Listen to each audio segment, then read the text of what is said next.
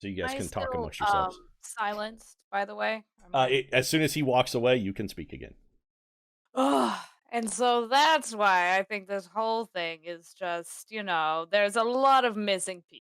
That's all I was trying to say. You guys are like, you have noticed that her mouth has been moving, but she hasn't been talking, and you guys are suddenly slightly surprised that Martinique can make noise.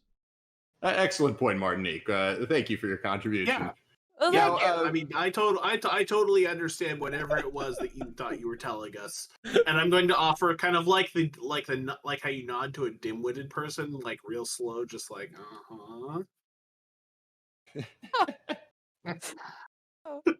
Can someone, maybe me, do some sort of check to see if he's somehow like bugged the table and is listening in on us? Some sort of magic. Do you have detect magic I feel like available? he would do that. You have Is detect it called magic detect? available? yeah, Is I it have a- dispel magic, so I could just flat out try to eat it. Remember the first rule though.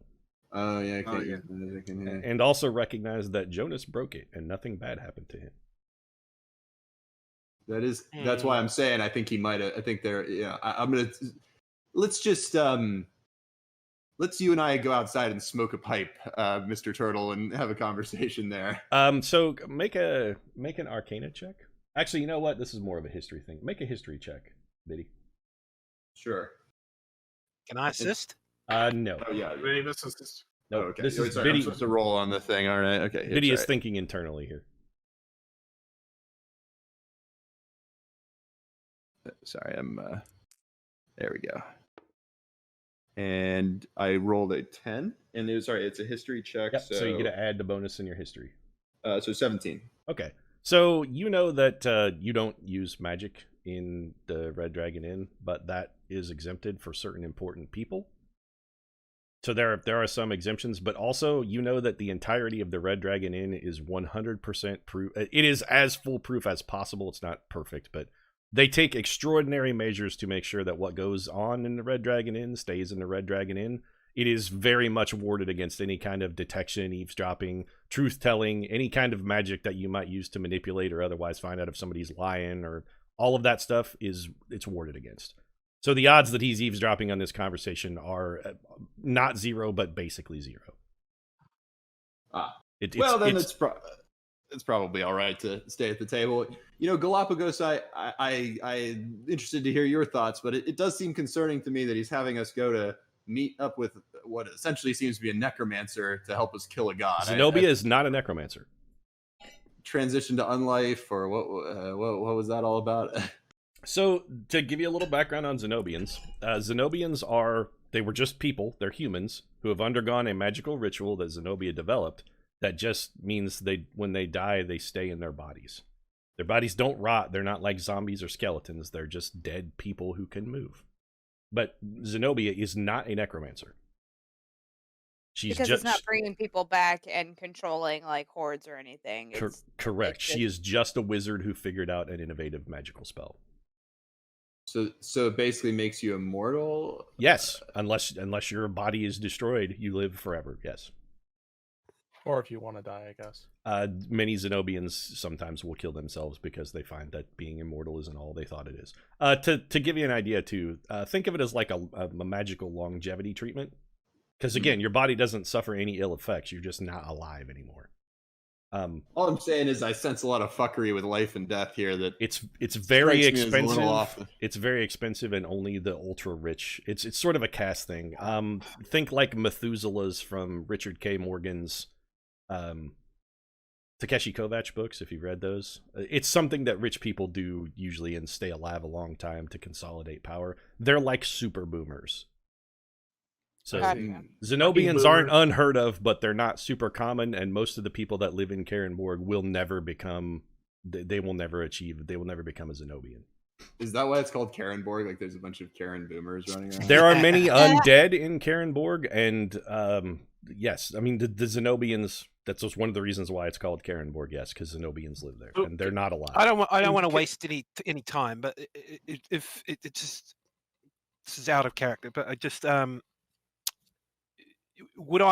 is this unusual, or would I even be aware of, despite it setting off an alarm to me personally, about the fact that we received a missing persons mission, and yet it's a murder mission. Isn't that like a Nope. just This is false not advertising? This is not unusual at all. It's probably just a normal clerical accounting error kind of thing that the Adventurers Guild would happen. And technically, it is still a missing person because you can't kill somebody you don't know where they're at. You got to find them before you can murder them. This is Seem to be technically a lot of missing. clerical issues going on with this. Technically, this is a missing persons case with an additional addendum of that once you find them, you're supposed to kill them. But no, there's nothing unusual about this particular Adventurers Guild contract, other than fine. the payment does seem strangely low for murdering a god, but also you kind of get the feeling like maybe this guy is insane and that his god isn't actually a god. I was about to say I thought 10,000 each was extremely generous. It's not each; it's total. It's not each. It's total. What? So that's 2,000 each. Yeah. Yeah, which is not much at all. He's a church, so It's certainly not what you would ordinarily expect to get from murdering a god, but also the fact that the Adventurers Guild took the job, because if the regular job was to murder a god, they wouldn't allow that job to be posted. The Adventurers Guild sort of knows what they're doing. They think this, if you guys were to think of it the way the Adventurers Guild is sort of thinking of it, what your experience with the guild says is they think this is a crazy person who wants to have someone killed, so they want you to find, and this is basically just a murder contract, but it was posted by a crazy person.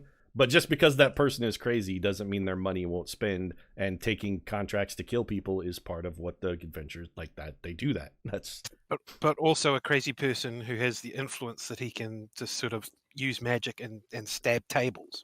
Well, I mean, in sticking a dagger in the flashiest table joints is not that the big of a city. deal. Like, it's a little uncouth. The magic thing is more unusual, admittedly, because you're not supposed to use magic at the Red Dragon. But also, that just means, like, he may be friends with somebody or know somebody. Okay. It'd be like if Johnny Well, Depp... Think of it more like if... well, Johnny Depp is a bad example because he's actually famous and well-respected. It'd be more like if a Kardashian, did shit on a table in a fancy restaurant. Like, it'd be sort They're of a likely thing. to get but- away with it. Yeah, exactly. It'd be news for 2 days. Correct. Yeah. Am I able to tell the character class of our furball friend I mean, he's... as a cleric or a religious person of any stripe? If you describe yourself, Slexy. Also, you can just ask. I mean, he's there. This is be the equivalent of you saying, "Hey, what's your job?" to somebody. What do you do for a living? It's not unusual for you to ask another. Okay, so I presume then that the small talk was Yeah, I you will guys explain are that. familiar with each other's jobs, because that would have been like when you meet another person, you're like, "Oh, hey, what's your name? What do you do for a living?" That sort of thing. Yeah. well, No. considering allow me to ask our tall friend, considering the religiosity of this mission, do you have an opinion? I have no problem killing gods. Okay. Also, you guys, I know what your passive perceptions and whatnot are. You guys tend to, like, it doesn't seem like this guy is, he seems crazy. Like, if you're thinking of what the explanation for this is, it's vastly more likely that this is just a lunatic who's indulging in an eccentric lunatic who's got some wealth and a modest amount of influence, who's sending you guys out on a crazy mission. It's sort of like if a rich guy says, "Go get me a snifter full of only brown M&Ms." You just, like, if the money's good, you do it. But also, you can, and like, I don't want to say like I'm railroading either. If you guys are not comfortable and you don't want to do it, you can say no. So, Oh, I the kind of want to know, temptation. like, what's up. I kind of want to know what's up with the church that. yeah, I'm curious. But I would have no. But like, You could have gone by Hard his enough, church. yeah, It is no. like, it was a place. Biddy and Tink know they Yes, know where it's so- at. Yeah, I So think we should. I bring that up. I say, look, we've done some very. We have performed an extremely brief perusal of this rather weighty tome, and it appears, despite its weight, it is in fact rather light on content. Yeah, shall we say? it's a book of absolute nonsense. The exact sort of thing that a crazy person might write. Oh, so he's he's the author. It's not like the actual Bible. It was just like if you look made in up it over. in the front page and like the foreword or like the flyleaf of it, it says as transcribed as spoken to me by the great god Roy himself. This is the absolute word of Roy. Oh, as The told to perfect word Jonas. of Roy. As told to Jonas. I do think it would be a good idea to go and check out the church before we leave. Perhaps we should tell them we accept the deal and to keep any suspicion off of us, but do a little reconnaissance before we set sail. So one thing to know, once you accept the deal with the adventurer's contract, you are required to make a good faith effort to try and complete it. If you say yes, you have to at least try. So like we'd have to at least go talk to the gal, and then if she was like, well, I have no idea, then we'd be like, well, we tried. Correct. That 100% would count. Now, Jonas might not be required to pay you if you don't succeed, but you would, if you go talk to Zenobia and decide, well, this is bullshit, you can absolutely bail out there with and that will count as having successfully completed your mission for the Adventurers Guild. That Now, will 100% I'm be no satisfactory. expert on contractual law, but these fucking guild contracts seem to be as holy as fuck. They're a big deal. Yeah. The Adventurers I Guild. know, I mean holy as in full of holes. I mean, you're welcome to litigate with them, but Biddy that's can not make a my roll and give you the success rates of people who have tried to litigate cases against the Adventurers Guild, and they do not often win. Like you don't lawyer the I don't wanna Adventurers waste- Guild. It's I'm not here to betting waste against the people's time. house. Yeah, exactly. I'm willing to work with you people if you want. Yeah, I mean, this seems like a nice, trustworthy group of folks. Listen, and sounds like we're all just a little late on our participation with the guild, shall we say? Why don't we say we just go take a nice boat ride to Karenborg and, meet our requirements at the very least. You can absolutely phone it in, which seems like what the Colonel is suggesting. Yeah, Marnik's definitely suggesting phoning this one in, because this one doesn't seem like it's got any And as interest. long as you don't mind not getting paid, you can absolutely do that. Well, I let's. kind of want to go check out the church, and then, I think we should check out the church. Do you want to try and sneak out? Like if you leave, Right, Jonas is going to know. coming back. Yeah. What about one of us leaving? Up to you I guys. I have a mirror image. I could make a copy of myself and make it sit at the table. What's the first rule of the Red Dragon? magic. Oh, right. No fucking magic. God damn it. No fucking magic. Fair enough. Unless you're Jonas, apparently. And again, that's not a hard and fast rule, but as a DM, I will strongly recommend against it because Q and R are outside and they'll fuck your shit up. Well, if someone sneaks out, I feel like he'll know. I don't know how we can effectively look at this church, and plus, I'd rather see it. Talk to some of the people around. It's kind of late in the evening. I imagine there won't be anyone there. Again, it's in what is the equivalent of a trailer park. If Dragonmyrth had a trailer park, it'd be in a trailer park, so it's not out of the question that there would be people up and about. Somebody's got to cook meth. That's true. So Snooping about at night is probably not a good idea. We should investigate during the day anyway. We could ask if we could I could try to bluff him and be like, hey, I want to know more about this Roy. Do you have a church or a temple that we could really get to help us understand? I mean, he just gave Roy? you a copy of his holy book. You have one in front of you. Yeah. Don't we all need to get baptized in the Church of Roy or something in order to carry out holy church orders or some shit? I'm afraid I could. He'll absolutely baptize you if you ask him to do so. He will absolutely do that, but it is not required.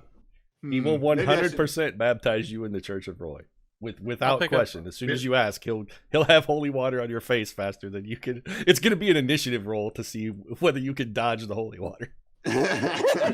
I'm gonna pick up the book and okay. take it with me. It's very much like a Bible, and then like it's a big book of gibberish and nonsense. So lots of stories about who begat who, and like half of it is a really boring genealogy of a rapist and murderer who conquered a bunch of shit and burned it down because Roy told him it was a good idea, but then changed his mind. Like it's real fucked up. There's a talking donkey in it. There's an ogre who lives in a swamp. It's crazy book. I don't know. I'm cool with us taking the boat, and then with us at least trying to do enough that we can say we made a good faith effort, and then depending on how it sort of unfolds, we can just be like, oh, fuck this. And Yeah, I think we need more information. This guy didn't really seem to know his head from his ass, but we can at Let's least take take a the break. contract. I can. He's crazy, so we might as well get the bureaucrats off our ass, and then Hey, maybe Roy will pay us figure more out to come from there. back and kill this guy. You never know. Yeah. But anyway, I'd say So let's the take the legality of contract that is a and, little questionable, Biddy, but it wouldn't be unheard of for someone to post a competing contract against the contract with the Adventurers Guild. That in theory could happen. You would just have to make sure everything was on the up and up with the guild. Like if somebody posts a hit contract effectively, you can post a counter contract. Like, you're welcome to do that. Like they can overbid you and say, oh well, this contract is for this. I'll post a counter contract with the guild for an extra gold point. Like there have been contracts that have been in negotiation for hundreds of years because each party keeps overbidding the other by 1 gold. I want to review the guild contract to see if it has a force majeure clause, also known as an act of God clause. I mean, it's your standard. You've read the contract. You sign it. What is it that you want to know about? What specifically are you trying to learn? Well, normally contracts have what's called a force majeure clause, which means that I know what a force majeure clause is. An act of God prevents you from following through on the contract. It's null. Well, if a god hired us to go kill this guy, that would be an act of God. Technically, we get out of the contract that way. You're correct. If Roy turns out to actually be a god and stops you from killing him, then you are not at fault. That counts as you trying a good faith effort to complete your mission.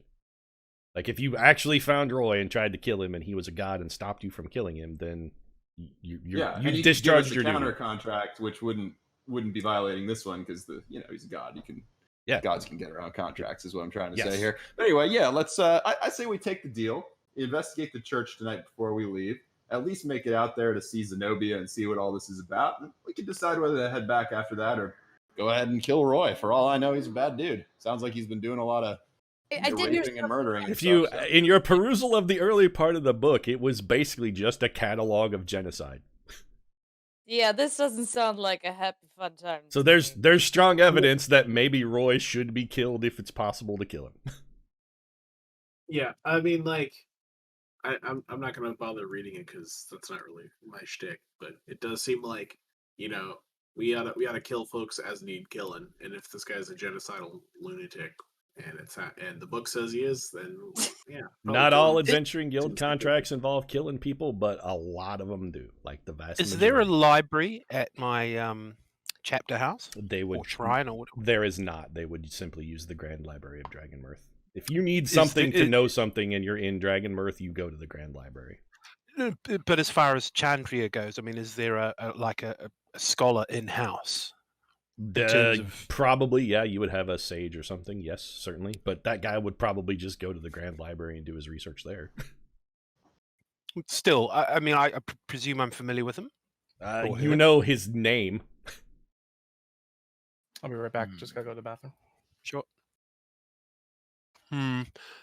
Well, so, you guys have been chatting for a while. Jonas comes back. He wanders back and he's like, "Oh, y'all can make up your mind then. You gonna go find Roy for me?" Yes, we love the deal. We think it's great. I've been meaning to get out of Dragonmyrth anyway. We're taking the deal. It's a consensus. All right, I'm super excited that y'all are on board, and I'm looking forward to working with all. It's fantastic. I'm super glad to hear it. So.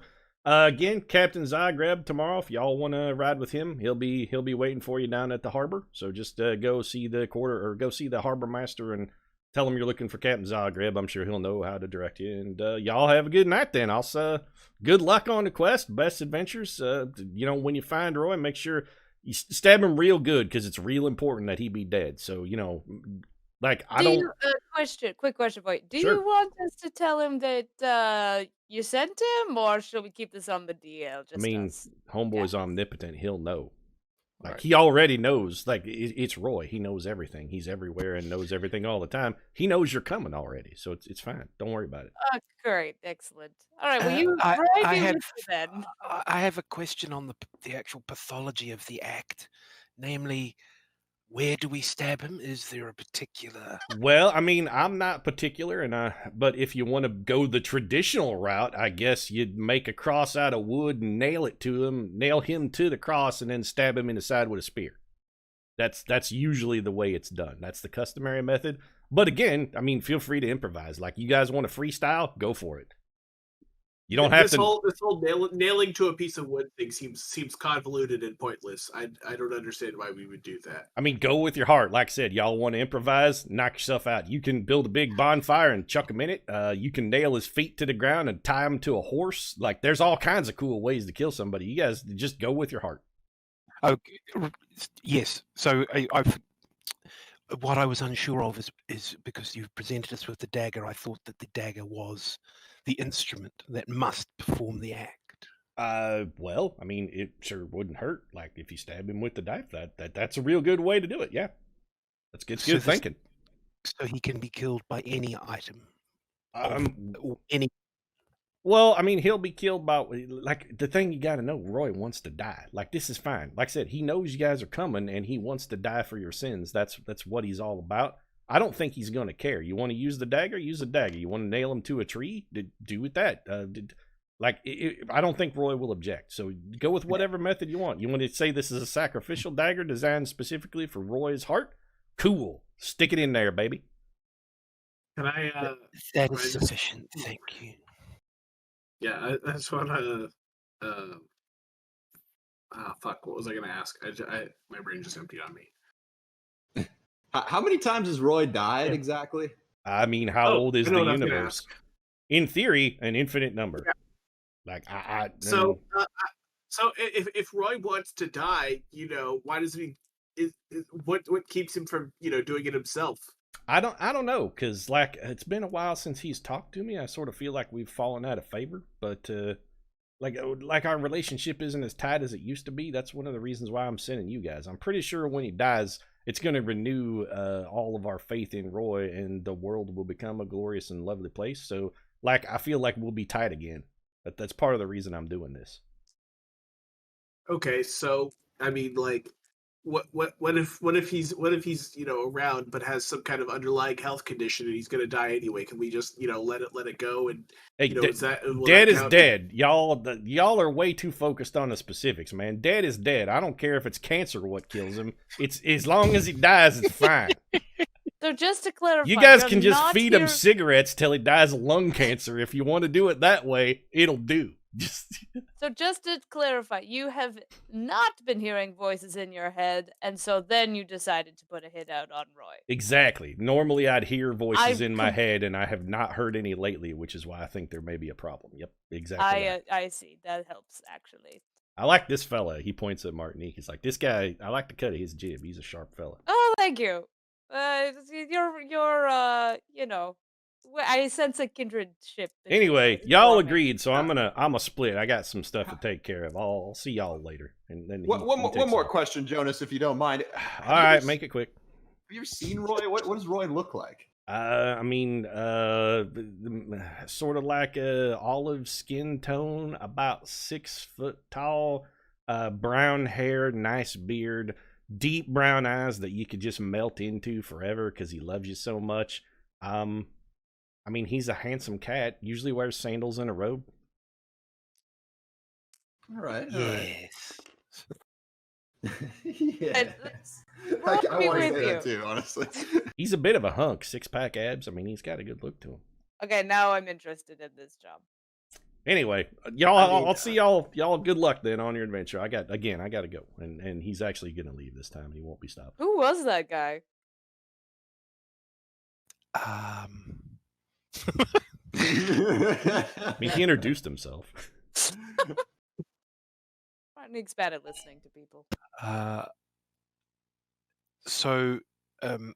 believe you expressed an interest in. Oh, wait, hang on. I think that was. I'm gonna hold up the piece of paper and point to the name on it, and for a friend. Silk, you're not sure Martinique can read. No. Oh right, the job. So you guys are in the Red Dragon Inn, and apparently whatever you want is on the menu. And but you are supposed to meet the captain at 9 a.m. Well, the ship sails tomorrow morning with the tide, which is about 9 a.m. It is currently about 11:30. Wow, that was a long meeting. Yeah, you guys did it. We quite were a bit. talking a long time. And the boat's at 9. Yes. Yep. Well, that's when it's scheduled to leave. Now, you're not obligated to take that, so you guys want to travel via some other method? That's up to you. I presume he's paying for the. We don't have to pay passage, right? He didn't say he paid for your ride, but he said he made arrangements with the captain, is what you recall. You're not sure what that specifically entails. He's a lunatic, so he could have just been like, "Yeah, you guys can be slaves on a ship for 2 weeks." I mean, Silk, that is not necessarily out of the question. Yeah. So he was not specific, but he didn't say he paid for your passage. Great. He said he made working a deal. passage on a tramp steamer or like as oarsman. That's going to be fun. Could be also that, sure. So it sounds like some of us want to go check out the temple. Okay. Biddy and Tink know where they can give you the address. Yeah, let's all head down there, or anyone who wants to, and talk to the locals and figure out what's going on. Okay. So you guys gather up your stuff and head out of the Red Dragon and wander over to the trailer park district. I mean, there's a lot of drunks wandering around. So people wandering around. There's some drunks. I mean, the buildings are kind of run down and shoddy. You get to the Church of Roy, and it looks like it's the nicest building that you've seen in that part of town.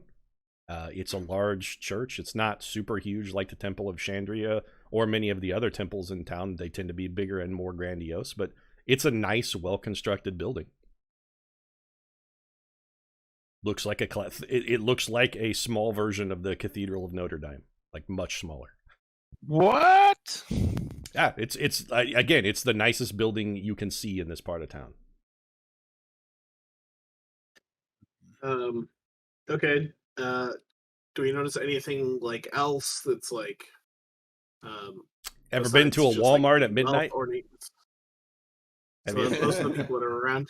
Have you ever been to a Walmart at midnight? That's what it's like here right now. It's basically like being in a Walmart at midnight. So there are people around. If you want to ask them questions, you can absolutely do that. Are there lights on inside the church, or is it all dark? There are lights on in the church. The doors are open. You don't see anybody in there. I think Martin's just gonna like stroll in, and I guess I'm looking for like depictions of Roy, so we have some idea of what we're. Okay. There's the back of the temple has a giant stained glass thing of Roy nailed to a cross. Ouch! With a spear poking out of his side. He is bleeding. But he is smiling beatifically. Even though he's been nailed to a stick and stabbed, he seems to be totally cool with it. He's like super happy to have been stabbed. Yeah, this guy might not be that hard to kill. He seems to love it. The picture seems real weird. As a general knowledge type thing, is this religion based in Dragonmyrth, or is it like from another part of the world? Make a history roll. Actually, you know what? Make a religion roll. Sorry. Can I help? Can I assist with that? Give you advantage? Yeah. Because I definitely bring in. Yeah, you guys can confer on this. Sure. Yeah. Yeah. So roll 2 dice, Tink, and take the best one. Silk, if you want, since you're a bard, this is sort of your cup of tea. You talk to folks. You can make an investigation roll if you'd like to learn some stuff about the nearby. Like you can go sort of glad hand the locals and see what they know about the Church of Roy. Yeah. Woo! 18 plus 7. Do I look out of place, or should I would I want to disguise myself to look more like just some person? If you want to disguise yourself in the equivalent of some camo and a MAGA hat, your hat of disguise would be good for that. That would certainly. I will give you advantage if you use your hat of disguise to MAGA hat it up. Absolutely. Yeah, I will do whatever the equivalent. I will do whatever makes me sort of look like I'm just a normal person out here. Gotcha. So camo. Gotcha. Camo pants. Like flip flops. You got it. And you can roll 2 dice and take the best. Tink, this religion is native to Dragonmyrth, but as far as you can remember, like almost nobody worships Roy or has even heard of him. It is a religion local to Dragonmyrth, but like it's a very niche kind of religion. So I have a 16 total. Okay. Yep. So you glad hand a couple of locals and talk to them, and local redneckies, you blend in really well, and they're like, yeah, that's just the fucking Church of Roy. Like he's got some small, like there's a couple hundred people that worship at his church, and they're super devout, and they give him like crazy amounts of money for poor people. It's fucking ridiculous, but also their religion seems to be mostly nonsense. Like they worship some dude named Roy who's all about like getting stabbed, but also he's three gods. Like here, and they will literally give you copies of the Book of Roy, and they're like, look at their book. It's fucking crazy bullshit. So the locals are all familiar with it, but they all seem to disregard it as sort of like a nuisance kind of nonsense religion. So I want to just sort of I want to just sort of ask if anyone knows where they keep their money. In my own heart. As far as they know, Jonas keeps it on his person. Okay. Like So- the so coffers Jo- of the so Church of Jonathan- Roy are like he keeps it on him somehow. Which you So guys, he's not just like the priest. He's also like the Pope of Roy. that would be sort an of. effective way to think of it if the Catholic Church only consisted of the Pope. Sure. If Okay. there was a Pope of this religion, it would be Jonas. But also, there are no other priests of Roy. Like he's the only one as far Okay. as anybody knows. Okay. No, that's helpful. I wanted to sort of like understand that, so that Yeah. makes sense. Think eccentric, crazy guy. So Pope is a great example, except he has no subordinates. Be decently well. So basically the evangelical version of the Pope. So Yeah, like pretty even, much. even crazier. That's a very good, yes. That's a one-to-one analogy. Okay. The people don't seem to think he's evil. They just sort of think, well, he's kind of greedy, but also, he does nice stuff for people. Like, they don't dislike the religion, they just think it's nonsense, but they also don't seem to think that it's especially harmful. They're like, he's kind of racist, but like not in a punchy way. Okay. Yeah, I guess I would just like, yeah. So I've got sort of what I need, what I was curious about. Okay. Everybody else Public comfortable? perception and stuff. Anything, Yeah, I'm good. anything anybody else want to know or look around? I mean, I just wanted to like look. I would probably wander into the church just to like take a look around and see if anything It's like stood every out. empty church you've ever seen. The only thing you notice Okay. is that like if you try and break stuff or tip things over, like push down, like that doesn't happen. Like if you try to carve your name into Right. a pew, you can't carve it. It's just like magically sort of protected. Correct. But also you know that is not uncommon for temples and holy places. I want to suggest to Tink that we go and check the like holy water and have him do some sort of check on it to see if it's Okay.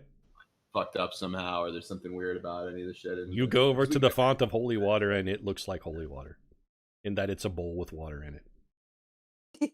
Is it like? I mean, is this like gonna like curse you or give you some sort of abilities, or is it just straight water? Like I wonder. As if far we as do you a can religion tell, it check is a or basin something. of water. Ah, okay, all right. We don't have detect magic. on I'll it? dip in a If you want to claw- cast it, Okay, if yeah. anybody has detect magic think I have it. memorized, you can absolutely cast that. Sure. I'll dip in a claw and taste some. Tastes like water. Fine. I'll have some too. Sounds nice. I mean, there are a couple people coming in and out, and they look at you weird when they see you drinking the holy water, but they don't say anything or like make a proud. They just like give you an odd glance, like you're not supposed to drink that, right? Kind of look. They don't seem upset, but they're like, you guys are weird. Are you drunk? They're gonna. You get the idea that they just assume that you're drunk. So are the people coming in and out like devotees of the religion? There are a or- couple. They come in and like light a candle and kneel down silently for a little while. One of them walks into a little box alone for a minute and then comes out, and then they come and go. They're quiet. They seem respectful. Someone should walk into the box and see what's up. I mean, it's a confessional booth, is what it looks like. Except there's only one side. Oh, okay. It looks like a phone booth. And when the guy's going in and out of it, when they open it, you can see it's just like somebody goes in and sits in a booth quietly for a minute and then comes out later. Oh, okay. Probably they're praying. And, We should I'm not good. disturb them in their prayers. Okay, so you guys good for the evening? You want to just go sleep in your various spots and meet up tomorrow morning at the harbor? What's the plan? I'll ask what time we want to meet down there. Ship leaves at 9. Okay, so to give you a little background, the harbor of Dragonmyrth is the largest, busiest port in the world. It is fucking enormous. It would be a smart recommendation to get there early, because it may take you a while to find a particular boat amongst the hundreds or perhaps even thousands of boats that are there. Also, I'm going to ask if we want to maybe get other methods of travel, or do we want to take the boat? We should at least check out the boat. I mean, I don't know what better options we have. You could hire a ship. Oh, I mean, again, Dragonmyrth is the biggest city in the world. There are caravans that leave Dragonmyrth daily, some of them bound for Karenborg. You could hire on as a caravan guard would be one thing you could do. You could charter a ship. Booking your own passage on like a passenger boat would not be supremely expensive, so you could do that. Well, why don't we take a look and see what this guy's Any set kind us up of with? Any kind of option that you can think of for traveling in the real world would also exist in Dragonmyrth. So, like, if commercial boat passage, so all why that don't we stuff is see available. why don't we see what he set us up with? If it is unsavory to us, then perhaps we think about clubbing together and booking our own passage. Sounds good. Yeah.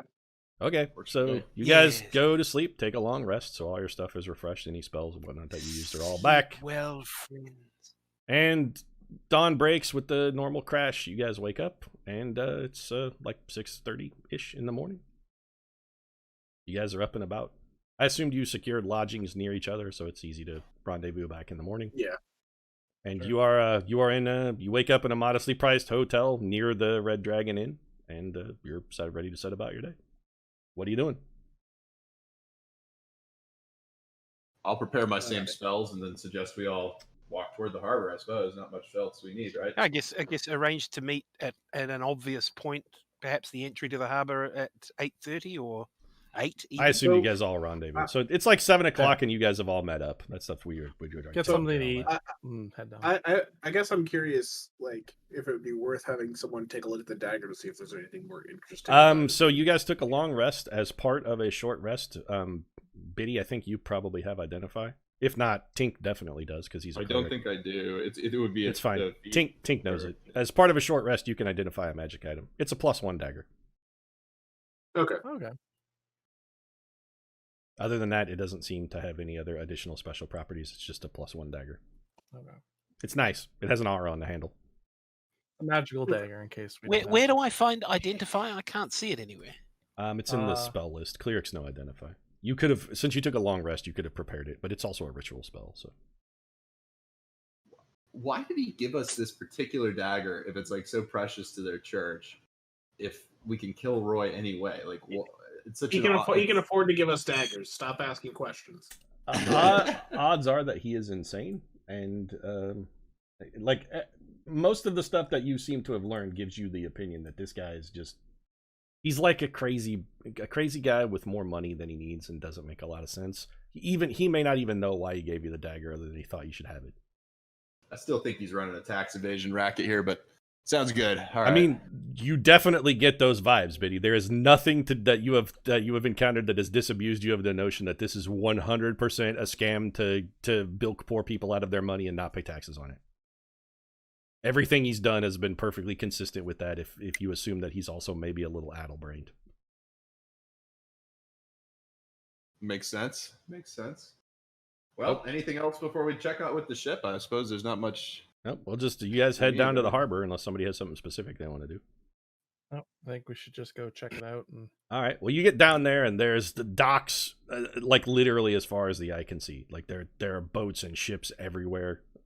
There is a harbor master's office. If you want to go to that's probably the best way to find a particular boat. Yeah, I was going to go to the harbor master office and just ask how to find whoever the guy's name is that I didn't write down. All right. Well, you get to the harbor master's office, and there is actually the harbor master is sitting outside on a stool.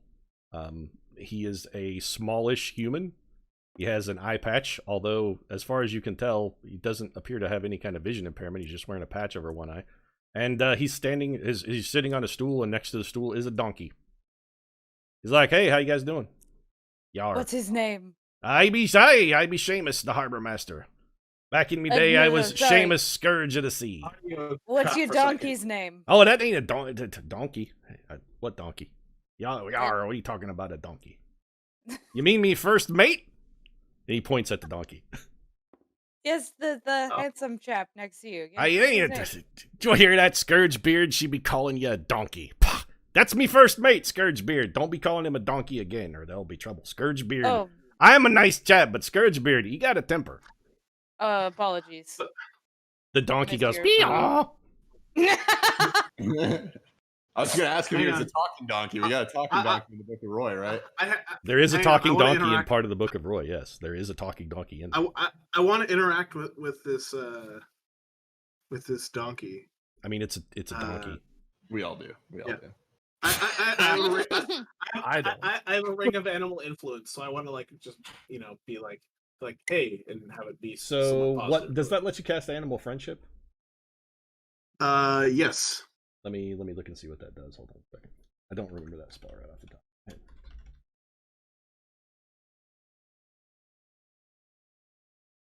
Hey Tink, what domain are you?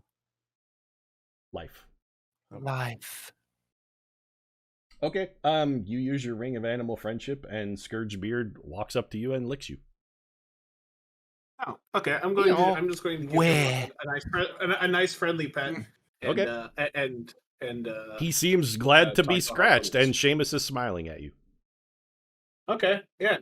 So I'm just gonna. How can I help you, though? Say- I be the harbor master. I'm a bit of a busy chap. Lots of whatnots coming and going, and he motions to the ships around him. What can me and Scourgebeard do for you on this fine day?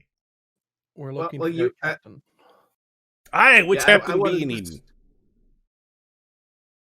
So I'm just gonna. I don't know the name. I don't remember the name. Captain of the guy. Zagreb. Oh yeah, we're looking for Captain Zagreb. Ah, think yay, he's around here aye. somewhere. Aye, Zagreb. Yep, I know him well. Captain, he's a man after me own heart. You know, me being the scourge of the sea and all. Captain Zagreb, he's a cut from a similar cloth. Aye, he be captain in the Bloody Murder. It's over there. And he points way down the dock, and you guys see what looks like a Viking longship. Excuse me, I'm sorry, I misheard you. What's the ship called? Aye, the ship be called the Bloody Murder. Okay, just checking. That sounds safe. Have I heard of this ship before? Make a history roll. Can I assist? Not really something you can assist on. You could also roll to see if you've heard of anything, though. I'll do the same. Okay. Okay, I have a 5. I have no idea. Yep, you've never heard of it.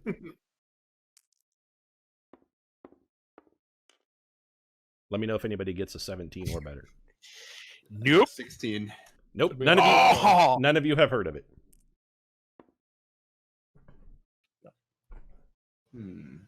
Yar, be there anything else I can help you with then? There are other people waiting. Any motions behind you, and there is actually a line forming. I just want to. I'm just gonna pet the donkey again. and I'm gonna start walking. Scourge Beard thumps his foot like a dog does when you scratch it just right. Aw, Seamus is like, Yay. "Hey, you there, fella? What be your name?" you pet the doggo. Oh, I Barditas.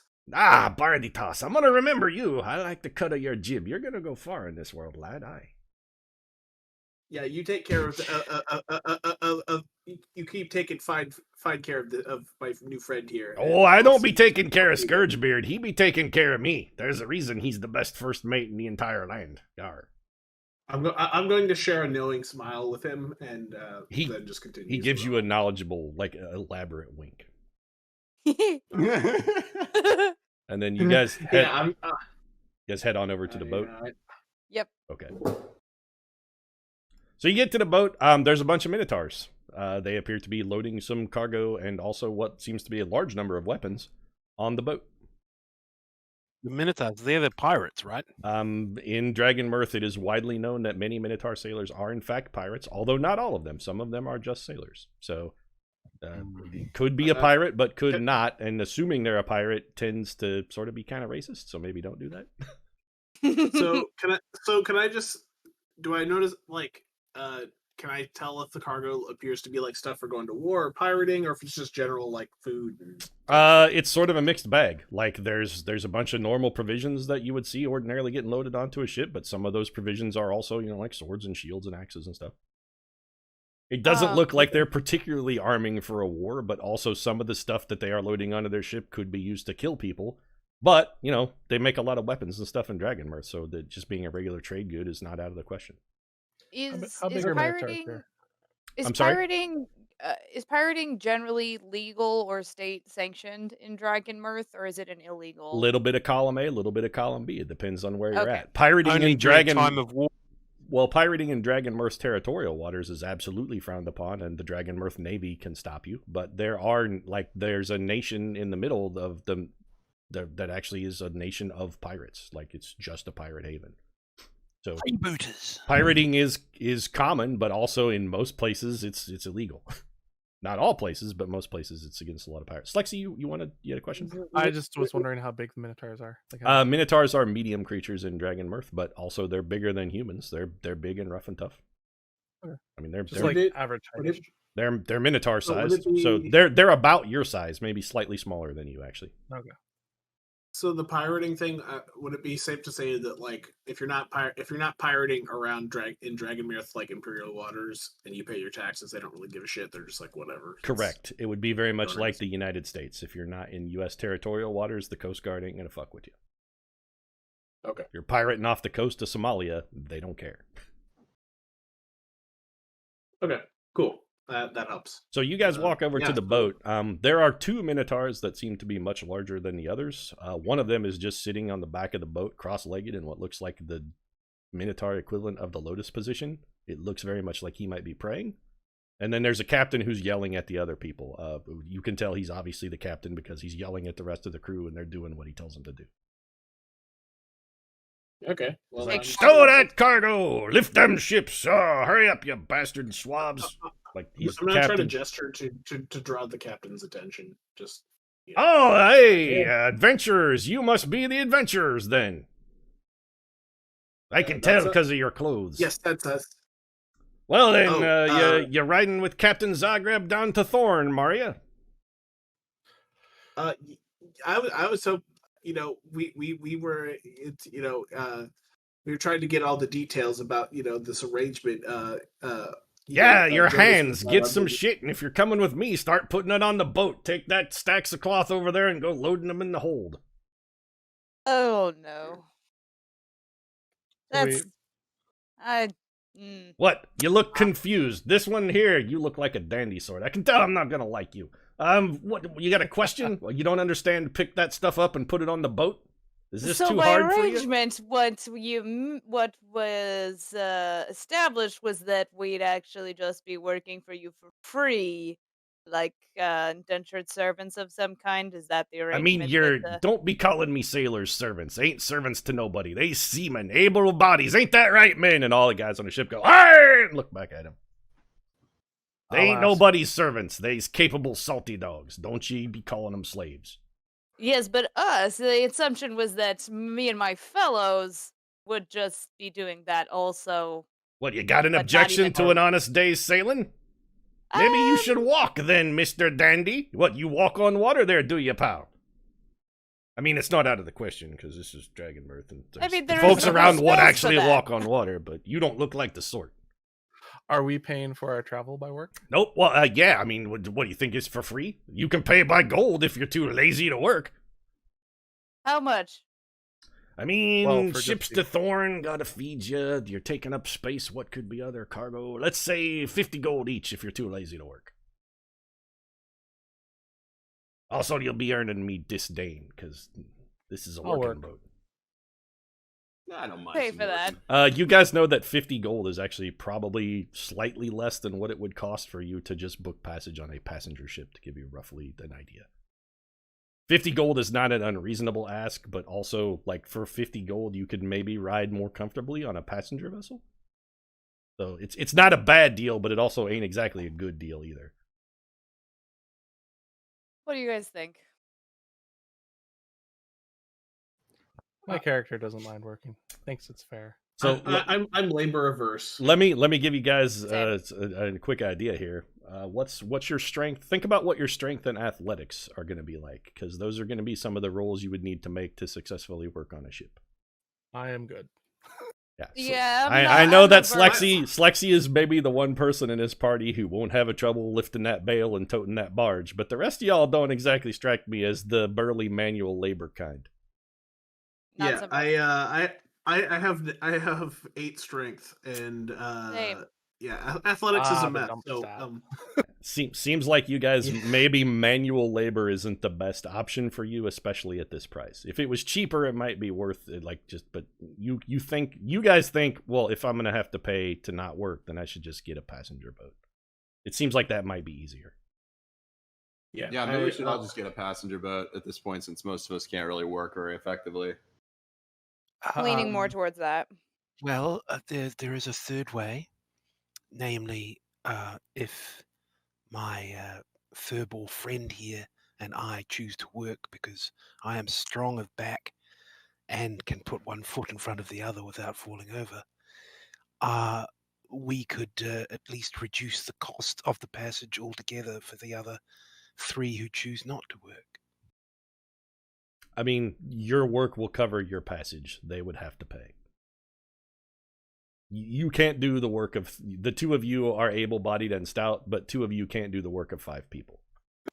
True. I don't have the charisma to try and do anything about that. So I mean, you can try. I So, could well, try. okay, one thing I should mention that I haven't mentioned before. A lot of D&D campaigns have like fumbles and whatnot, and the normal 1 in 20 rule applies. 1 is always a failure unless it's a skill check.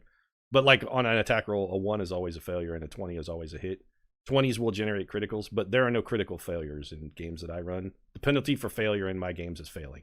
So if you roll a 1, you don't also stab yourself or drop your weapon, you just miss, to give you an example. So if you want to try stuff, So don't be afraid to try, So, because you can just fail so and then so it's fine. I could try to offer my services to play music or whatever. or You perform absolutely could do for the that, crew. sure. You could be like, hey, look, I And- suck at and- physical labor, but I can sing. And assuming I don't get a 1, I don't call him whatever the Minotaur version of an N-word is or whatever. Even if you get a 1, you don't call him a Minotaur slur. No, you just sing a song and it's shitty. Okay. Well, shit. I want to try to. There are no Well- critical failures, so don't be afraid to try stuff that would be reasonable to try in the real world. And if your thought is, I can sing a song, maybe like a marching beat to help the crew stay in time or row faster, suggest that to the captain, and he will respond accordingly. So, Captain, as you Aye. can tell, I'm going to gesture at my lack of. Yeah, I muscle. see your physical stature, and you're right, chap. I- I don't think you're the working sort. Maybe just cough up the gold. Yeah. Yeah. Well, I perhaps we could arrange for some kind of pay in part. I can't offer my services. Wait, are you I offering to do- fuck the crew? Because, I mean, some of them will be into that. If that's what you're offering, No, then you kind of a fancy... no, I mean, I'd assumed fancy pants lad, and he points to the colonel. I- Would have been more of that sort, but I if wanna- that's what you're saying, sure. I'm going to pull out my bagpipes and start playing a tune. Oh, don't even put those to your lips there, Sonny. If you're thinking you can buy passage with a bagpipe, you're out of your goddamn mind. You got another instrument there, chappie? Yeah, I'm just gonna go ahead and I'm just gonna casually put it back and then pull out the lute. You chose back. There you go, yes, lad. All right, let's hear what you've got. Make a performance check. So All right. I won't try to assist. you cannot help Oh, him play a crap. musical instrument. I threw that one off the table. It's My fine. bad. It'll What? come back. It'll come back on. We can make as many dice as we need. Oh God. That's a 5 and a 7, so I have a 12 for performance. So you hit a couple bad notes, but in general, you play a reasonably lively sort of like Philip Sousa kind of march thing, and Captain Zagreb's nodding his head. He winces once or twice when you hit a foul note, but he's like, "All right, lad, yeah, I can. I mean, some rough bits there. You maybe need to work on the coda, but yeah, you can. All right, laddie, if you want to be the ship's musician, that'll be. I can. That's fine. We can work that out. Your labor can be keeping the men happy." Okay. And then he looks at Tink's character again. He goes, "And so can yours, lad. You wanna make the men happy in lieu of working there, fancy pants?" Oh, that's Colonel, I think. Yeah. He's offering you to become a salt wife instead of paying, Colonel. Martinique is gonna look him up. Get you a hot Minotaur lover. Oh, if you're sizing him up, he gives you the side eye. He's like, he gives you a little wink there. He's a I burly think we dude. might For a be able minute, to come to some kind of arrangement. for a Minotaur, he's handsome as fuck. How big are your quarters? I exchange. Oh, I exchange a look laddie, it with ain't how Tiberius here over the morality of it this ain't whole how thing. big me quarters are. It's how big what's in me quarters is. Oh, and you know what they say about Minotaurs. Also with That's a Alex. big he deal. he suggestively rubs at his crotch. I have no problem with any of this. Yes, but do you know how to swing it? Oh, why don't you come down to me? Are you saying you'd like to find out there, laddie? Because I think we got I think we may have reached an accord. Excellent. All right, then. Why don't you just go report to me cabin, then? Righto.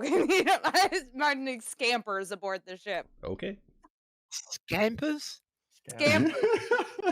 So, Biddy, Well, he's looking at you, and he well- doesn't seem encouraged. He's like, I'm not much at sucking off Minotaurs, and I can't play the bagpipes. well, so you I'm never gonna know stay until with you the try, goal. lad. So, I'm gonna go start loading stuff on the ship. okay. Yeah. I follow. All right, Phil. you guys go Um, pick up the bales of cloth that he pointed out and start loading them on the ship. He's like, "Good lads there. That's right, strong backs, I can tell. Plus, this turtle ain't no chance he's even drowning. What if he falls overboard? I like that in a crewman. well, not for an hour. You actually have a swim speed, so turtles. You can't drown. You can. Oh, you can. Yeah, turtles. You as fast as Slexy can run across as fast as a human can run. You can swim that fast. Your speed. I can is- also hold my breath for an hour. You can, yes. Yeah. But your speed is 30 even if you're underwater because you have swim speed. Ooh. Anyway, he's looking at you, Biddy, and he doesn't I'm not seem swimming there. If encouraged. that's what you're asking. No, I said I'd pay 50 gold, but I will. I'll try to assist. With small tasks. If you- loading if some you smaller pay things. him- I just don't want to injure If you're myself. willing to pay, you don't have to do anything. Just to get in their good graces, just Okay. help All out right. here. So and there. fork over Nothing, 50, fork over Teach 50 someone gold. to read. Jack or whatever. Fork Yeah, and I over can help. 50 gold. Yeah, I can help with documents or whatever. Yeah, I'll fork over the 50 gold. though. Okay. Well, not you gonna might try mention too. Hey, I'm an accountant, or Well, I'm no, a man. I'm a bookish sort. I can keep track of the stuff that's on the ship. Yes, and I actually have a lot of expertise with import and export taxes, so maybe Oh. and work. Is that a fact, lad? Well then, Yeah. okay. So, tell me what you know about Thormish trade law. Make a. That's a knowledge of some variety. It's like a profession.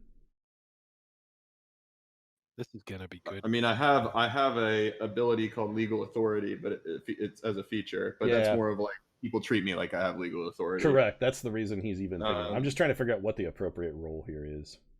It would be like Arcana. No, because it's not magical in nature. history. Probably history is going to be about as close as. I we mean, I can think get. they're both +7 for me anyway. They're both just sort Okay. of intelligence. Make checks, a so. history check because that's probably knowing about Thormish law would sort of be that. I got a 24. Okay, so you're like, oh, Thormish Wow. import law, and then you say something super obscure about a way that a pirate could avoid paying taxes.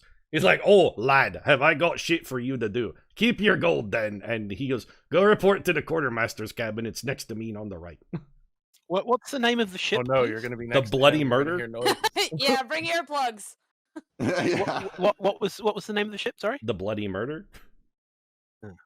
Yes, I was going to say it's going to be like the Bloody Murder Redemption. Okay, So- so you guys are all on board. As soon as he has everything sorted, he yells at his first mate, who is the priest guy, who's just been sitting quietly praying on the deck the entire time. He yells at that dude. He's like, "Hey, calf!" And the guy who's priest, and he like opens his eyes and looks. He's like, "Yay, Captain." He's like, "I got a rendezvous with a fancy pants lad in me cabin. Take over things, eh?" And he's like, "Aye, Captain." And he gets up and starts yelling at the rest of the crew. And then Captain Zagreb dashes off to the captain's cabin, and you hear some enthusiastic thumping noises and other sounds of pleasure coming from nearby if you're in the neighborhood. So, Biddy, you go to the quartermaster's cabin, and he starts having you make a bunch of trade contracts and whatnot, and very clearly what he's trying to do is avoid paying taxes on all of their goods, and you have found a couple legal loopholes that you think you can work to your advantage to make sure that they don't have to pay import customs. Tink, you and Very nice. Slexy are helping sail the boat, so you're doing Just various sundry sailing. Just things. before I go on that, I approach the cross-legged horse, Sagittarian, centaur, whatever his name he is very clearly a priest. the priest, and I approach deferentially. Make a quick religion roll.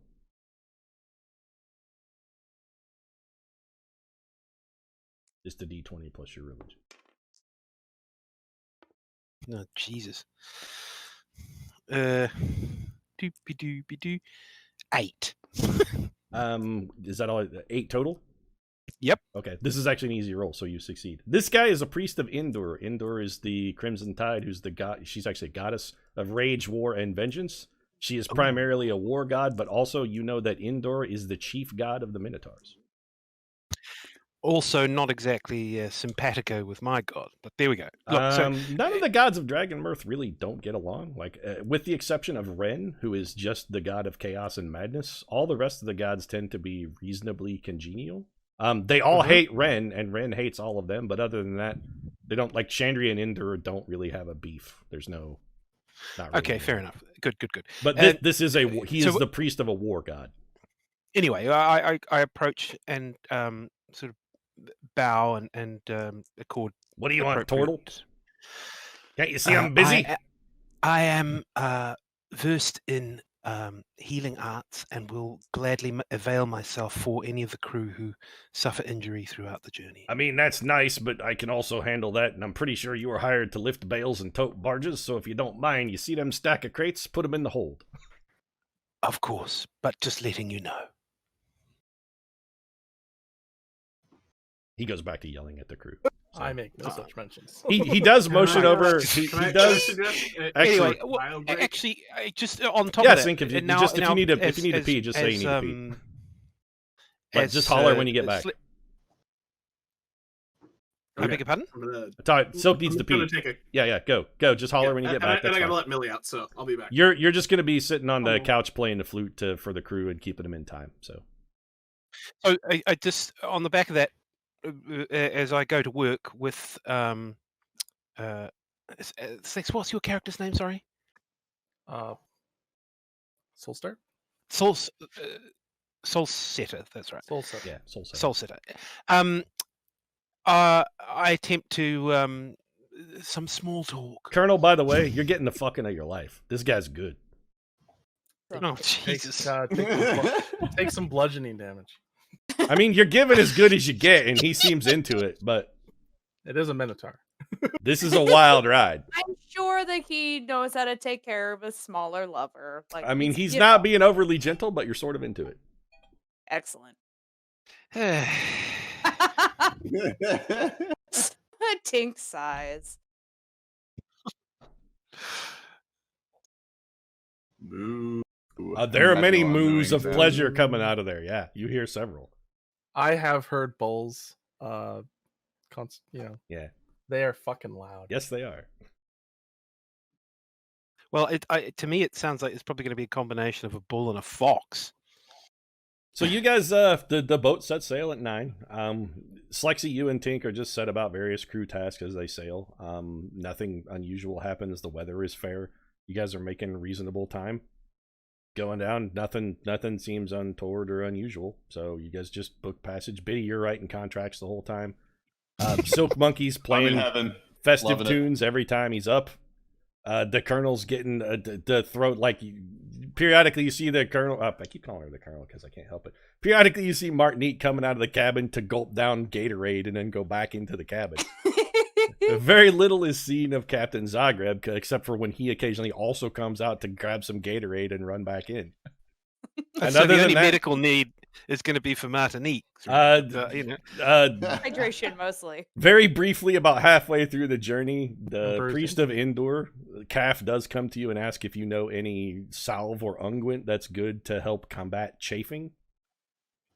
Because that's not really his forte. So... do you have Herbalist? Do you have an Herbalist Kit? I can overhear this. I do have a Herbalist Kit. Do you want to try and manufacture some lube for the Colonel and the Captain? I will get out my Herbalist Kit. Okay. Yeah. You've got an opportunity. I mean, the thing is, you've got an opportunity to earn some extra gold if you can. Although I may not have bought my Herbalist Kit, I am somewhat experienced. I mean, I have the certain skills in medicinal arts. I mean, it ain't falling off or nothing. He just is looking for some lube.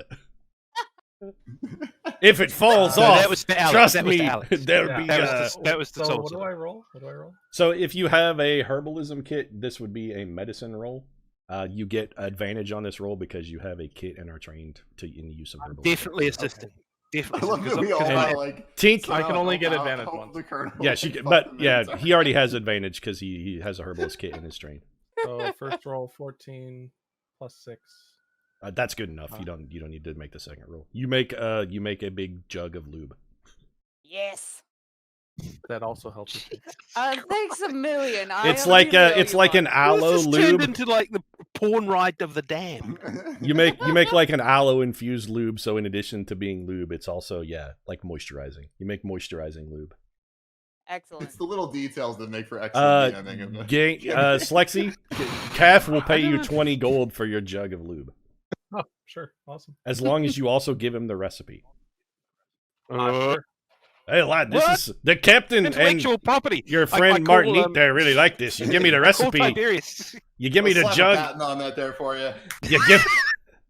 You can if you want to write one up. You give me the jug and the recipe, lad. I'll there's 20 gold in it for you. Sure. I have no problem with that. All right, get 20 gold. So the moves of slightly pained pleasure go to just back to just pleasure, and the voyage continues otherwise uneventfully.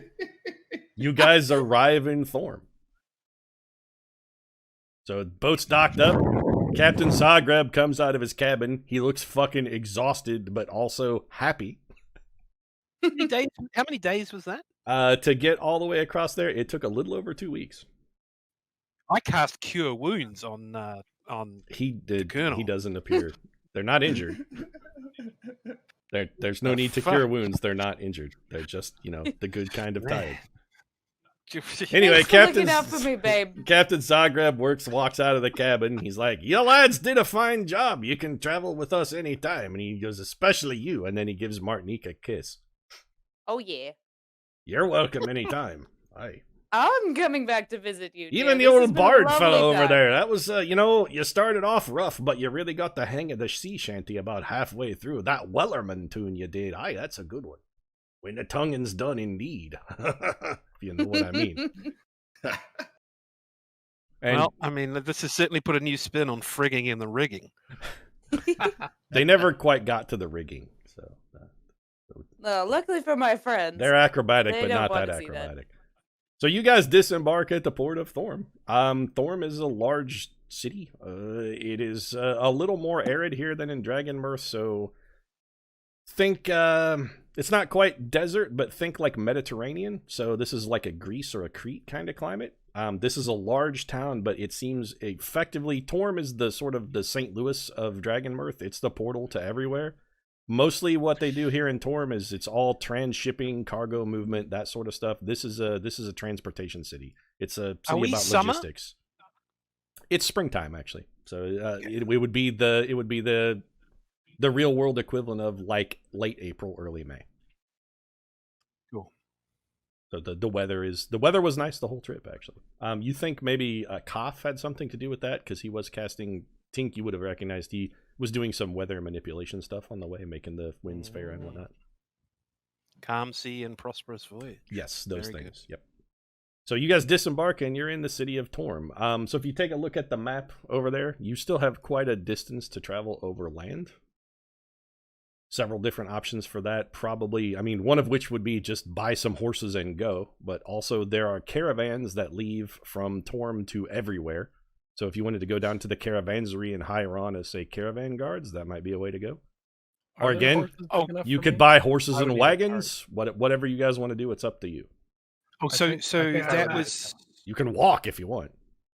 so the channel crossing. That was all of Jonas's involvement. The rest Correct. We've got to do ourselves. He arranged to get you guys on board the ship across the sea, and from here you're sort of on your own. Well, so he's actually done fuck all for us. I mean, he's done fuck all for me. I mean, but, I was gonna you say know, the colonel. inadvertently. Yeah, but you. Not on purpose. He What are you wasn't talking trying to about? He help got a you. brother He out. got you across the ship. I think you got all of the fuck. Well, He saved I you some hope- gold. You got to trade work as an unskilled seaman for passage. That's relatively unusual. True. Buckets of unpaid seamen, I'd say. Ordinarily, they wouldn't have hired that. Yeah. So, okay, we all negotiated passage and left. Yep, you played some music. He complimented your rendition of the Weller Man that you revised on the way over there because he liked the bit about the tongue and being done. What with all the fucking he was doing with the Colonel or with Martinique. Okay. Jesus. So you add one good sea. You've added a couple good sea shanties to your repertoire, and Sweet. you guys are you're in Torm. So what do you want to do? Yeah, that's right. You will be informed because you would have been practicing like a son of a bitch. Yeah.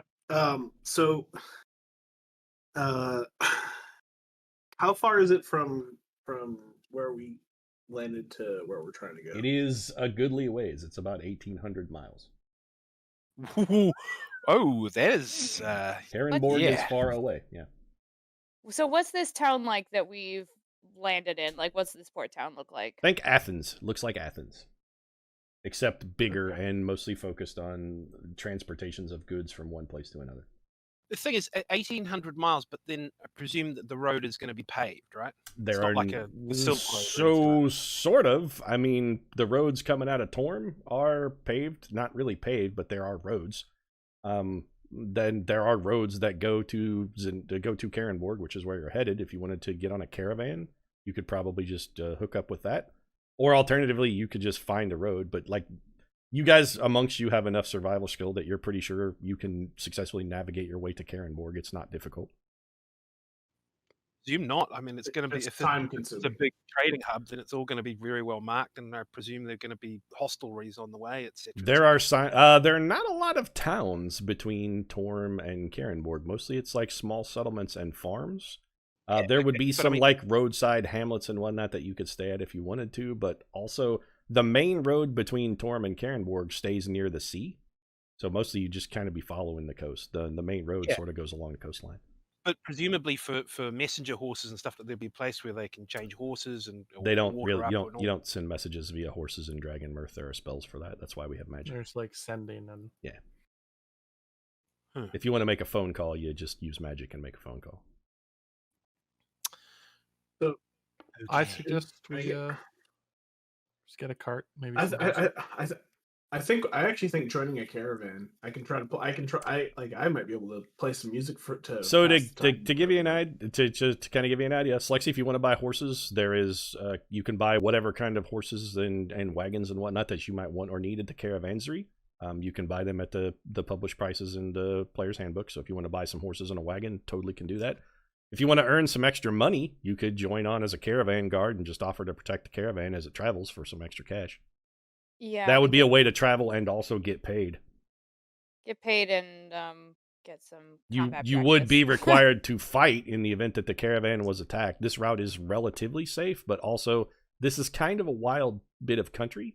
So there's a reason they're hiring guards. Okay. I I mean, kind of like that idea because then we. Also, caravans getting robbed is not unusual too. Some of the reasons they're hiring guards are just, bandits. People like to steal shit.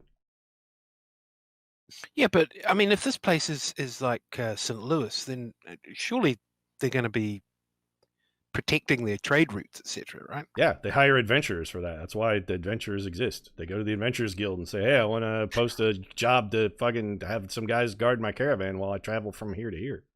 Aha, It so pays this is a second X. Contract. It could be. Fantastic. If you guys want to So go we stop could by be- the Adventurers Guild and look for caravan contracts to Zenobia, can absolutely do that. Yeah, let's start Yeah. there. And does that then sort of give us benefits in the future, so that we don't have to get called upon for another 5 years or however long? I mean, it would count, sure. Okay. It doesn't get you out of the Well- contract you already agreed to. But No. yeah. But exactly. It's still we can kill a few birds with one stone, I'd say. You could probably make better time if you didn't go with the caravan, because the caravan's going to be moving a little slower than you guys would. But if you're going to buy horses and a wagon, probably not that much slower, and there's a little safety in numbers. One wagon is way easier to rob than 10 wagons and people. Plus, Yeah, we might get paid this horses way. and stuff. Is The expensive. thing is that during our mealtime, at some point after we disembark, and Martinique says fond farewell to the captain. Yeah, I'm gonna miss him. I venture. I have no money. How much gold do you have? You should have some gold, Tink. You started with 1,000 gold. Thanks a lot, banker. Oh, are you? All right. Okay. Well, hold on. There's a difference. Hold on. There's a difference between what the GM and the players know and what the characters know. The other players' characters don't know you have money. You just made that a little hard. You and I know you, and we know everybody knows that you started with 1,000 gold. So if you're playing poor, totally fine. I wanted to make sure that you knew you had money. Because I wrote down what you had on your I sheet. was in fact trying to make sure that they knew I had no money. And that's fine. As far as their characters know, you're saying that you're broke. Fuck. They're welcome to disbelieve that. But well, now I'm a liar. Well, are you a low-level bureaucrat? Also, you don't have to lie about being broke. You could just say, I'm cheap and I don't want to spend money. Yeah, that's like my guy. It's easier. My this guy was way. modest, and he keeps it simple and kind of low frills. All right. Well, Galapagos says he's broke, so I'm guessing that means he's weighing in towards the caravan guard option, as in working for passage to earn from scratch. If I may, I'd like to say I'm not exactly broke. It's more a case that I have the finances available to myself. I keep in reserve for charity. There is a very, very large, by the way, Adventurers Guild house here. They don't have multiple ones like they do in Dragonmyrth, but the one that's here is very big, and it seems to be quite busy. I would be in favor of accepting another contract. Yeah, let's go check it out at the very least. It's a good idea. At least they'll let our sphincters rest for a little while. Pete, you've seen my background. Yeah. You have nothing to fear in this particular part of town. No concerns for this area. Okay. Cool. Wrong part of the country. Cool. But what I know of any like hideouts or anything that where you can like maybe get a sketchier means of travel, like could we join a raider gang, steal a caravan part way and make an investigation. Okay, so you guys are headed over toward the guild house, and Silk Monkey's like, "Give me a minute, guys. I'm gonna go check on. I gotta go take a shit or whatever." He makes an excuse, and so Silk, can you make an investigation roll for me? Yes. So you guys are headed toward the guild house, and Silk's like, "I gotta take a shit. I'll catch up." So I have a 11.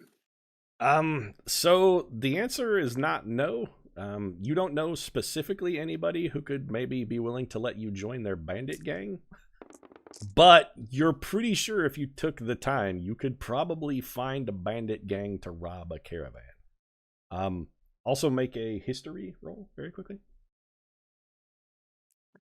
Can I help? No. We're not there. He's on his own. He's taking a shit.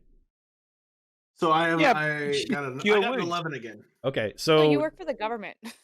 One thing you know is that, like, first off, the Adventurers Guild may have contracts for robbing caravans, so that would be actually still a good place to start if you wanted to go with the robbery amount. But also, super illegal, and will definitely raise the ire of the local authorities if you're committing banditry. And they also have a very robust bounty system in Torm. So if you're not even necessarily convicted of a crime, but suspected of a crime, they may put a bounty on your ass. Oh. So then, you can do it, but there are definitely risks involved. It might, if you're looking for something shady, it might be safer to just go see what shady is available at the Adventurers Guild. Okay, yeah, I think that's what I'll do. Because if you get a bounty on you for something done as a result of an Adventurers Guild adventure, they will they'll look out for you legally. They'll be like, no, this guy was on a sanctioned adventure, so you can't string him up. Okay, yeah, that's the legal representation you were talking about. So I'm just going. I would also just like to casually make it look like I have some toilet paper or something stuck to my shoe. Okay, you have the performance to successfully pull that off. So 5 minutes later, you guys are outside the Adventurers Guild, and Silk comes scampering up, and he's got an unfolded umbrella that he just throws in a ditch, and he has a piece of toilet paper stuck to his shoe. I mean, I question the scampering again. I mean, what is this? A sort of a congenital trait in all of these adventures? So, you guys wander into the Adventurers Guild house, and there's a guy who looks almost exactly like the guy you saw in Dragonmyrth. Like, strangely like it, like probably his twin brother, maybe? Who's seated at the desk with the book, scribbling furiously. Yes, can I help you guys? You wait for your turn in line. There's a bunch of people come and go. There's like 10 people ahead of you, and they all come in and take various contracts and whatnot, and then scamper off. Can I help you, gentlemen? Hi. Yes, we were looking to get passage over to was it Gorm? Zenobia. You're going to Karenborg is where you'd like to go. Yeah, we were curious if you have any contracts available going to Karenborg. What sort of contract possibly you on, looking like, for? Caravan. Caravan contracts, Karenborg. Go look at, what is that, Billboard 4, subsection 2, and he points to a billboard over on the wall that has a bunch of stuff on it. There's a posting of several contracts over there. Next! And I was gonna... That's so funny, Alan. I just wanted to say something. You look a lot like a fella back in Dragonsmere. As I'm just gonna say that as I walk away. Yeah, I get that a lot. Next. So the next team comes up. If you guys wander over to the board, there are various and sundry contracts. There are 3 that are going to Karenborg. One is a very small caravan of 2 wagons. You actually will get. It is an estimated 20-day journey. You're going to get 10 gold per day per guard. So you'd be looking at a total of 200 gold for that one. It's a very small caravan traveling very quickly. It's the fastest one, and also it's the highest price. The other 2 are going to be like a 4-week, and you only get 5 gold a day.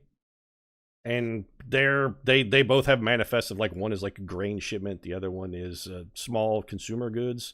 The contract that's fast and expensive, though, doesn't say what they're hauling, which is slightly unusual. But it is the best paying, and also will get you there the quickest. The slower ones are larger because they're carrying like farm. It's more wagons. One of them is a 20 wagon caravan, and the other one is a 25 wagon caravan. The expensive one is only 2 wagons. And so much better protected. No, actually, they're the one that you're hiring on is looking for 5 guards. The other 2 are actually only looking for 3, but they have options for others. So if you guys are an adventuring group, they might say, "Yeah, we'll take all 5," but they actually don't even want very many guards. And based on what they say they're hauling, it doesn't look like the stuff that's in them is very valuable. So they're probably not super worried by bandits because they don't usually steal rice. Yeah. I say we take the fast and high paying one. Can't be that bad. With that. This seems risky. I wish I could agree. But yes. Can I see yes. Hang on the board, does it say who's posted this? Someone that I would have. None of these are posted with contact information. It's just yes or no. And there are actually other people looking at the board as well. And 2 other groups there's another group that comes in and snatches one of the contracts while you guys are dithering. They take the lowest paying one because there's only 2 of them. And they take that. So now you've got the 4-week that's hauling what appears to be some kind of grain, or you've got the swift fast one, and there are 2 other people who are looking at your same board. Okay, fast or slow? Hurry. Slow's probably safer. Fast is probably more fun. Let's go fast. Martin grabs the fast one. Okay, you snatch it off the board and take it over to the registrar. He's like, yeah, okay. He stamps it, and he's like, hold on a second. He rustles around under his desk for a minute and goes, what's this guy's name? He's like, I can't make it out. Corman? Jorman? I don't know. Here, and he hands you a dress, which is at the caravansary. It's like a caravan stall, number 17. And it says Corman Jorman, ? Go report to that and talk to either Corman or Jorman. Good luck. Boy. And then he goes back to shuffling papers behind his desk, stapling stuff. Being a bureaucrat. It sounded like we wanted to go fast. Everyone's good with this, right? Right. I mean, you already accepted the contract on everyone's behalf, so. Yeah, Martinique's now just going back and trying to unruffle feathers. Like, come on, little turtle, it's gonna be great. I mean, I'm Well- fine. I'm indifferent about it, but I said yes, and only that I had no choice. So you guys wander over to the caravan stall, or you want to do something else? Yeah, what What time of day? It's Yeah. afternoon, like 3 o'clock. The posting that you have says Yeah. the caravan leaves tomorrow morning at 9 a.m. So we but should we probably should- find the person in charge, get details, make sure. Yes, Yeah, and okay. then by the time that's done, it'll be time for dinner, and then we have a place to sleep. And well, actually, we've got Mr. Mysterious Tent Guy. All right. Well, you make your way over to Slip 17, and there's two guys. There's two guys, and they're loading 2 wagons and battening various and sundry hatches down. You see some bolted chests in the back of the wagon. They see you. One of the guys sees you approach, and he goes, "Hey, Jorman!" And the other guy goes, "What?" And he's like, "I think these are our boys." And he walks over to you. He's like, "You guys, the adventurers?" yes, yeah, we got that's this right us. here.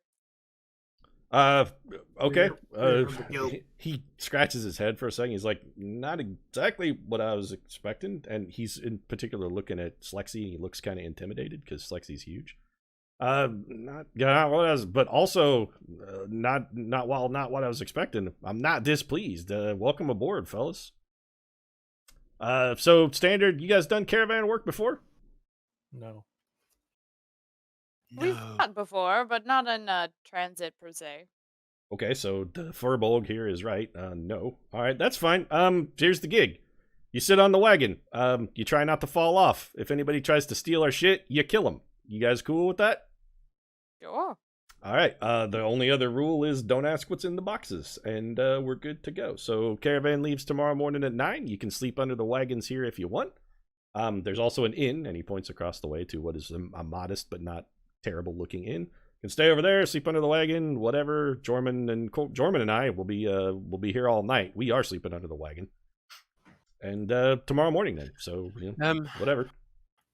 As I Welcome was aboard. as I was found wanting Herbalist Kits, I think I will go off and attempt to purchase So one. an Herbalism Kit is a tool, and unless you're trained in the tool, it doesn't do you any good. Not so even when I have medicine skill. You can go buy one, but if you don't have training, it's training in the kit. You can't really use it to make stuff. I see. So an Herbalism Kit isn't for treating wounds or using medicine skill. It is actually specifically for brewing potions. And lube. Lube is a potion. Well, Yeah.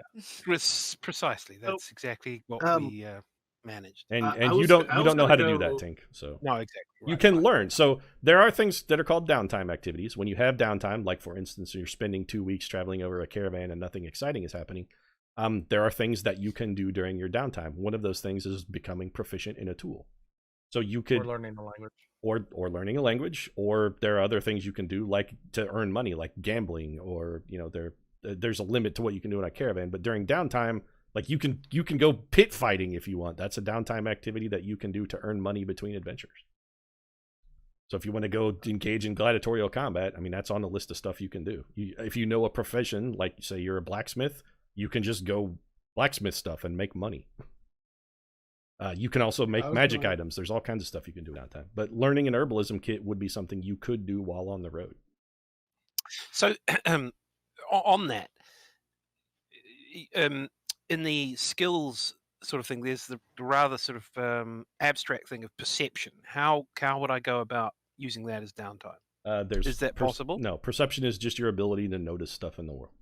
Okay, yeah, that's what I thought. So specifically, it's like looking at stuff and noticing stuff. I just for instance, intimidation. Like if you're standing in front of a mirror, you say, "You talking to me? You don't really You talking to train. me?" You don't really train skills. You train tools or occupations. So, Okay. anyway, So, go ahead, Sil. can I go over to the inn and see if they need music or entertainment for? You can try and to bust to get make an a inn, couple sure. bucks?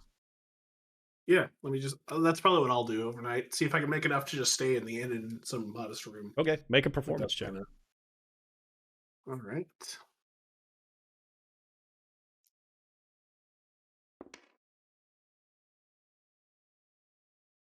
If you guys want to just get a room, it costs 18. you a gold piece for a room for the night and food. I got an 18. Okay, they will absolutely let you sing for your supper, so you can stay there for the night and don't have to pay the gold. Fantastic. I'm sorry to bring us back, but can I just say, with medicine, should I have a medical kit then? There is no. You do not No. require a kit to use the medicine skill. No. Fine. So just like simple bandages or anything like that. Well, it's No. also like diagnosing disease. It's like it's doctor stuff. Like a doctor has some tools that he uses, but you don't need a doctor's kit to doctor somebody. Okay.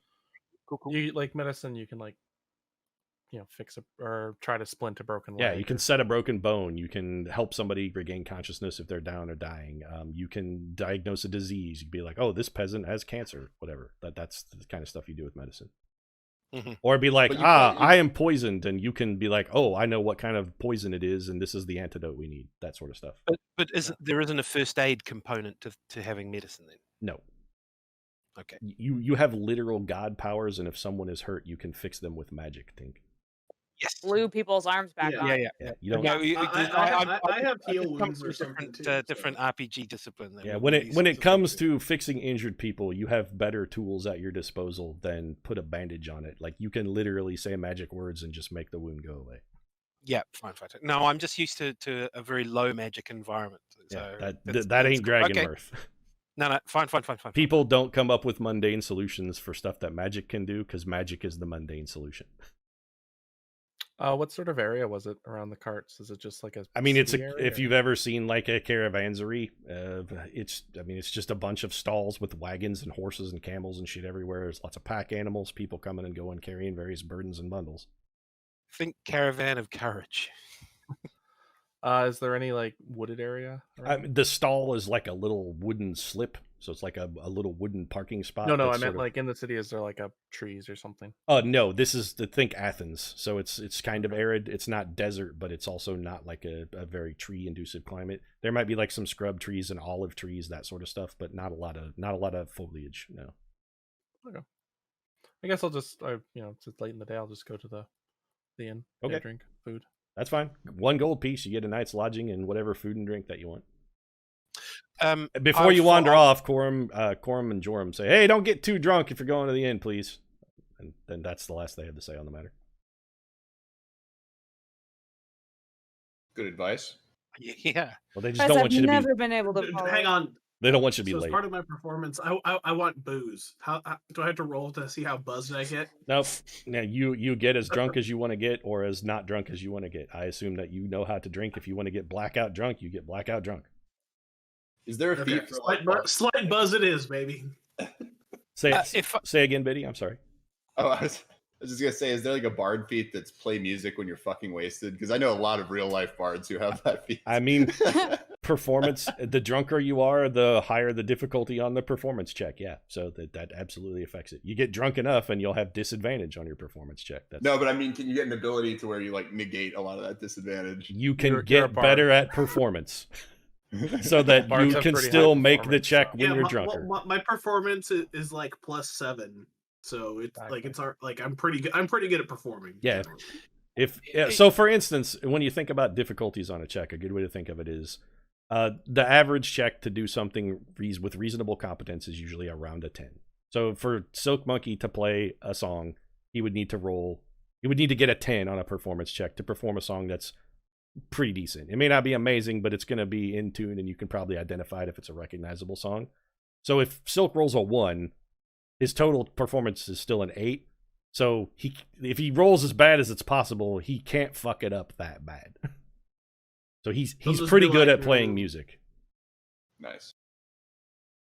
It's like if 10 is it's okay. If he's and 8 is you can recognize it. Yeah, as long as he's conscious, the worst he can do is gonna be, well, he hit some sour notes because the guy's basically vomiting into his loot. But I can still tell what he's trying to get to.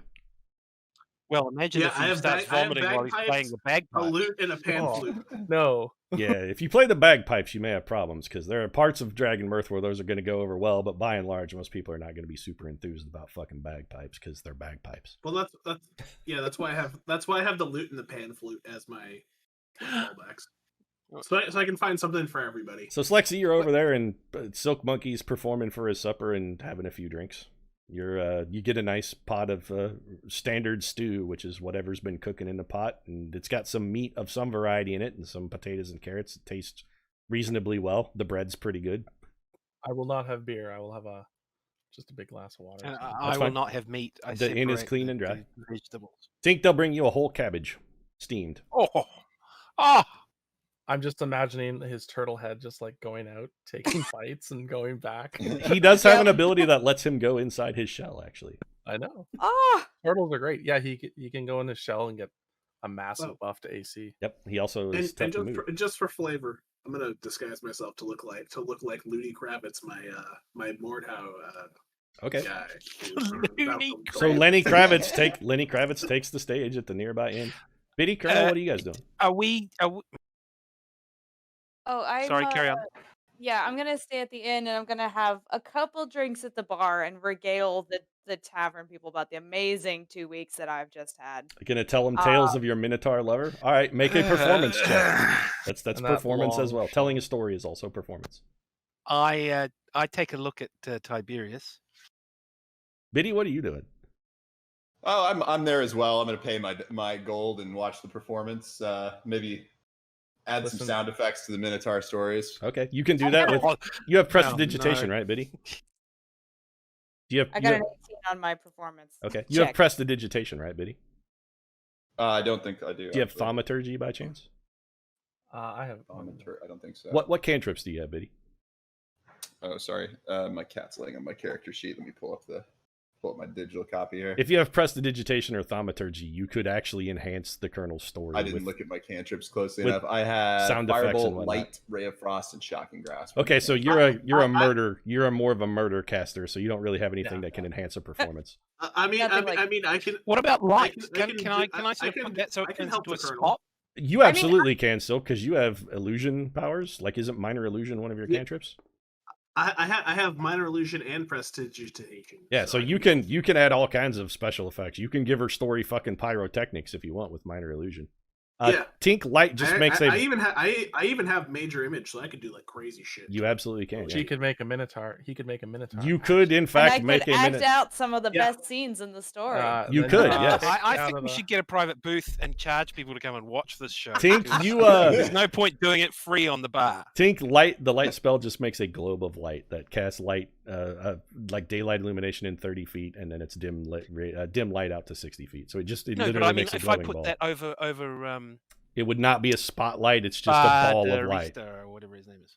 It's not really like a spotlight. It's just like a ball of light. But you could absolutely cast light to illuminate Yeah, you the have that stage. just Sure. sitting above him, you know. Yeah, and you can do that. It would still come down. It doesn't float. You have to cast it on an object, but you could cast it on the ceiling to create like a stage light. Yeah, Sure. or to enhance. Or mind you, perhaps he doesn't want that sort of level of light. However, It's up to you guys. If you guys want to put on a live Minotaur sex show at the inn, I mean, you're welcome to do so. The proprietor might object if it gets too racy. For our bard friend, Yeah, I don't know if it's safe for.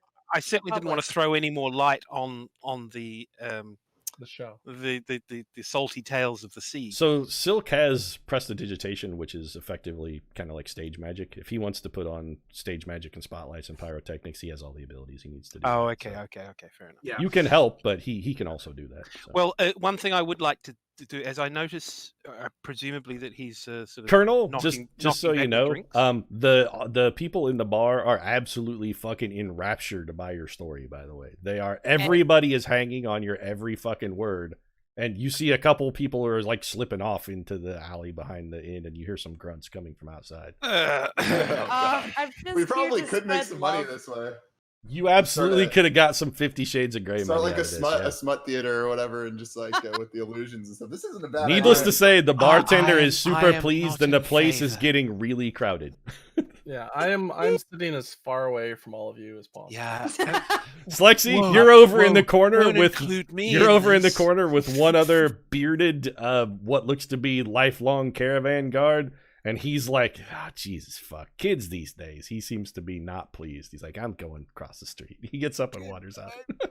All right. During some interlude, I'd like to just do like a major illusion to make like a super like to help provide some additional hilarious stuff because I'm going to get a kick out of this whole So thing. with major illusion, like it moves around and you can control what it does. So you can make like well, if it's major illusion, you can make what looks like a Minotaur lover for the Colonel to do a dramatic reenactment if you want. Yep. I go and sit what by I'm doing for funsies. six. Okay, so you do that, and the bar, when the colonel starts to get a little too explicit, the bar keeps like, tone it down a little bit. Oh, yeah, sorry. So the I'm just colonel, going to, like, if you're willing to back it rein it down. in and keep it PG-13, as long as that he's okay with that for the rest of the night, but don't try to go into like don't get much above an R rating, or there may be trouble. The thing is, No, you must leave. nobody is watching the performance. They're just watching this performance. It's right? like Battle the of the bard is Bands redundant. right At this point, I assume that Silk Monkey is doing like soundtrack for the colonel's story. I said I would. I contracted to do Some entertainment. romantic He's music. got a This full stuff on. falls into that purview. He's gone full on Alan Silvestri over here. He's just now performing this and providing the soundtrack for the Colonel's 50 Shades story. I go It's to the romantic. do Yep. All right, so the Colonel, you actually earn 5 gold in tips. Silk, you get 10 gold in tips for the night. The bartender is going to comp all of your rooms. So if you got 1 gold, you guys get to stay for free, because this is the busiest, most enthusing night he's had at a caravanserai bar in like months and months. So Great work, everyone. I paid for my shield, basically. But me and Tank are just going to be talking in a corner. which is fine. You guys do get to stay for free though. With that, So get your gold back. attempt to break some ice and find out. So you guys that you wake up the next morning. It's like 6. It's let's say 7. You guys slept in a little bit because you were up late performing, but you got a couple hours before the caravan's scheduled to depart. I have a question about a spell, please. Okay. Is revivify, is that like a hangover cure? No, that is for fixing people who are dead. If they have died within 10 minutes or a minute, It's, I believe, a minute. If someone is killed if someone has been killed within the last minute, you can cast Revivify on them and return them to life. you need What about lesser restoration or anything like that? Lesser restoration would absolutely fix a hangover. Yes.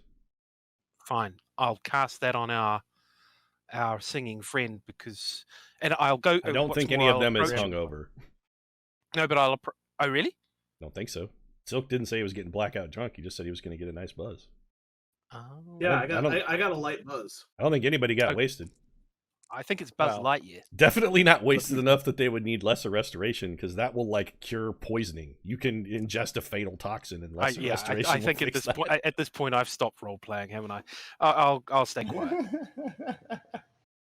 So Very I mean, good.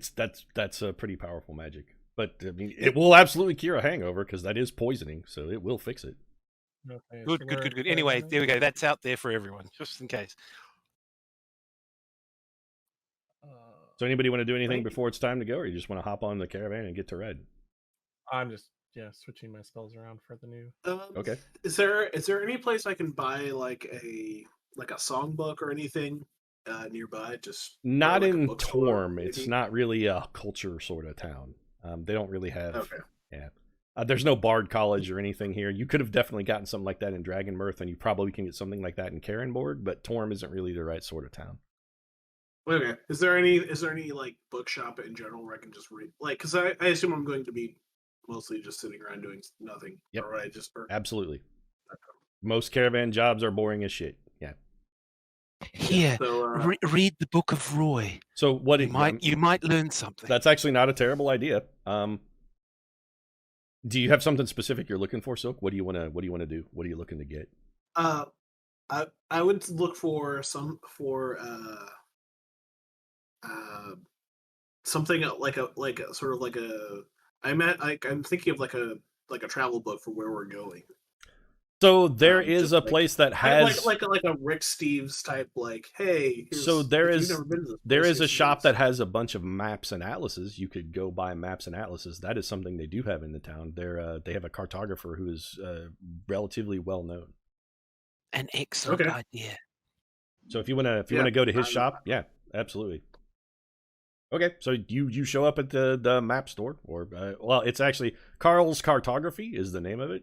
There's a guy who's a beard, and he's sitting in behind a desk at the end of it. There's scrolls and tubes and maps and shit all over the entire shop. Every inch that is a horizontal surface has a map of some variety on it, and he's behind a desk. It looks like he's drawing a map.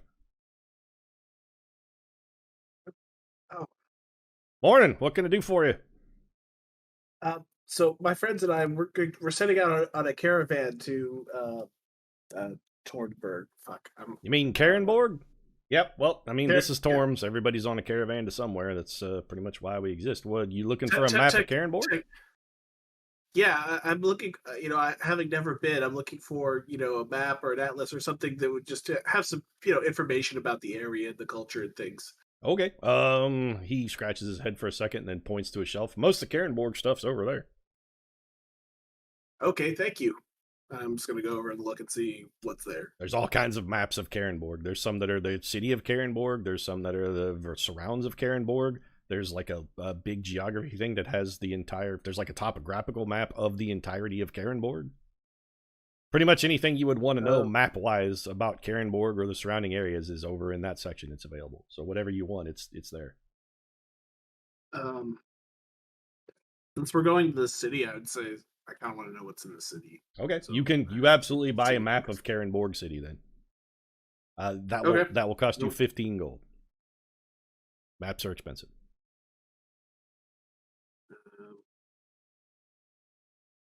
You know what? Fuck it. Okay, I'm good. I'll just buy that and be done. Okay, you have a map. Anybody else want anything they want to do? You say you can sort of learn skills and languages and things on the trip. Like, Yep. Is there something that would make sense for me to learn? I don't really know what I can learn. Is there some Up to you. Whatever you want to look. Do you want to learn a profession? Do you want to learn a language? Do you want to learn one of the tools? What are the tools that I could learn? Like, what sort of? Let me see. I don't Is it in the book? It's in the it's in the main book. Hold on a second. I'll give you a kind of an idea. Give me 1 second. Yeah. So let's see. So some of the things you can do, crafting, which is like learning to use any of the sundry variety of tools. You can practice a profession. You can do research. So one of the things you could do is magical research to try and develop new spells or to learn new spells. You can scribe spells into your spell book if you have any. What is there? Training with a set of tools. Training with a set of tools does cost money, and you need somebody who knows how to use the tool to teach you. It doesn't cost money if one of your teammates is teaching you. So, for instance, if you guys wanted to learn how to do herbalism, Slexy could teach you to learn and to teach you how to use an herbalism kit. Yes, please. Yeah, that would be something you could do on the journey. Can we both learn that from Slexy at the same time? Slexy can teach you. Sure. Take like a class. Yeah, that'd be good. Okay, so you guys will want to go buy an herbalism kit because you will need one to practice. Let me go see what that costs. They're not expensive. 25. Do I get a bonus for picking up the methodology? To give you an idea of some of the toolkits that are in there, there's an alchemy toolkit, there's a brewer's toolkit, calligraphy, carpentry, cartography, cobblers, cooks, glass blowers, Herbalism jewelers, kits are 5 gold. leather working tools, mason's tools, painter's tools, potter, smith, tinker, weaver, woodcraft. You can also learn to disguise yourself or commit forgery. There's a gaming set, which is like cards and dice. You can learn to gamble. You can learn. I have cards, so you can learn a musical instrument. So Silk could teach you to play an instrument. You would have to buy an instrument, and they're kind of pricey though. Navigator's tools. You could also learn to orienteer or navigate. There's a poisoner's kit. You can learn to make poison. All kinds of stuff. For you, Biddy, alchemy might be something you might be interested in. Oh. You might remember I was talking about the smoke. Yeah, an alchemist kit would be something that you could use to absolutely make a smoke bomb. Yeah. Who could teach me that? Does anybody know how to use an alchemy kit? No. So you would not be able to do that while journeying overland on a caravan, but if you have some downtime in a town and can find an alchemist, they can teach you, yes. Yeah, the herbalism, definitely, though. I definitely want to have a look at that. Okay. But would I get a bonus with my medical background? For learning? No, learning, there's no role involved in learning. It just takes time. Okay, perfect. Thank you. It takes 10 weeks to master a toolkit. So I have I can teach you disguise or forgery.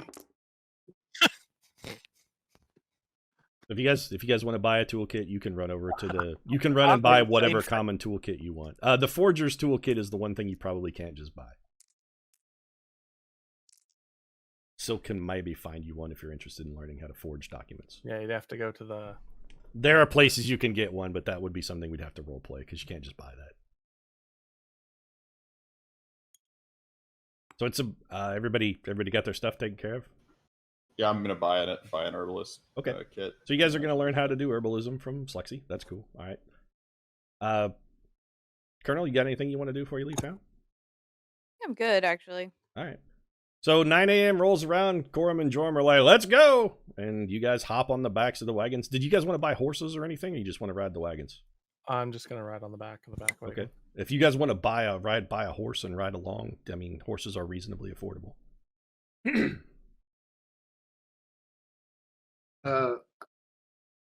Ooh, this could be it could be fun for me to buy a horse because I have the Animal Influence Act stuff and I could probably do some cool stuff with it. You can absolutely buy a horse. I think they're 50 gold.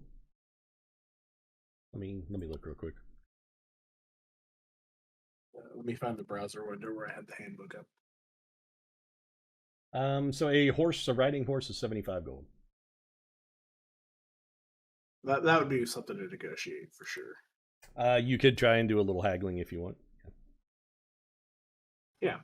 Let me see if I can get let me try to get a riding horse. All right. Just make a persuasion roll, and we will haggle. This is going to be contested, so give me a second. Okay. What'd you get? Hang on. Before that, can I disguise myself to look like a more like a guy who's like a horse riding dude, like instead of an entertainer? I mean, sure. You can look like a horseman. I'm not sure that'll help you out much, but all right. if you just don't want to be recognized, that's also fine. Oh crap! Threw it off the thing because it lagged. Just use the R. It's really easier. Just select it, and hit R a couple times. Yeah. I feel like I rolled that, not him. But Okay. Just Okay, tell you me go. what you got. So 14 plus persuasion. Yep. I have a 24. Okay. You talk him down to 60 gold. Nice. Done. Good deal. Okay. So you now have a horse. Cool. So I'll is that What- am I including that it has like a basic saddle and That is not a saddle. That is a horse. You have a horse. you can ride bareback. You can ride bareback, but it is hard. If you want to buy a saddle, you can also buy a saddle, but they're kind of expensive. Riding saddle's an extra 10 gold. I'll tell you what, that guy will throw in a saddle for 7 gold if you want to buy a saddle. Which is cheap. Yeah, That's cheaper. That's cheaper than a regular saddle price. Okay, Yeah, so then he throws a saddle in for 7 gold. It's not a super nice saddle, but it's perfectly functional.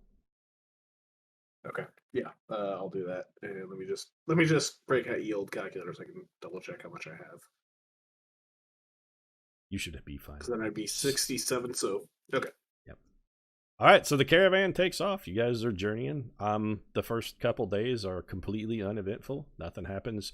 You're just following a road along the coast. Corum and Joram seem not super talkative, especially when it comes to matters of what their business is, but they're also not unfriendly. They're just 2 dudes who are trying to take some stuff somewhere and make sure nobody takes it. So they're being cautious, taking safe routes, trying to make sure that they're exercising due diligence to ensure their caravan is not taking any advantage. On the 4th day out, you guys have still had a relatively uneventful journey. Mostly it's just swallowing dust from the horses in front of you. And you find a nice spot to camp for the evening that's down on the coast. And pack it in for the evening. So you guys are pitching camp down on the coast. They make a nice dinner out of some shellfish that you harvest from the beach. And you fall asleep. And then stuff happens.